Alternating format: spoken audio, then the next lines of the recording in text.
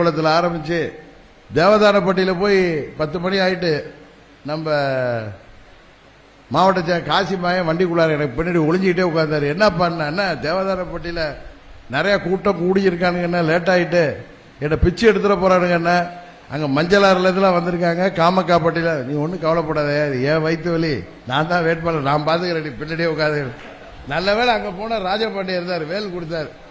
இவர்கிட்டையும் நம்ம நகர செயலாட்டையும் சொல்லி இவர் அங்கே எண்டப்புள்ளியில் இருந்தார்.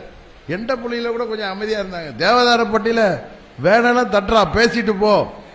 ஒரு அம்மா பாவம் கை குழந்தையோட உங்களுக்காக நாங்கள் வெயிட் பண்ணிட்டு இருக்கோம், குழந்தை கூட சாப்பிடலன்னு. எனக்கு நான் இல்லைம்மா வந்து எங்கேயும் நிற்கவே இல்லை வண்டி, நாங்கள் பால வந்துட்டு இருக்கோம்.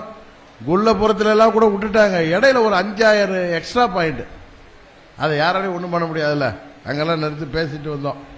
எதுக்கு சொல்றேன்னா, அந்த அளவு இந்த மக்கள் என் மீது பாசத்தோடு அன்போடு இருக்காங்க. இது எத்தனை கோடி கொடுத்தாலும் வாங்க முடியுமா?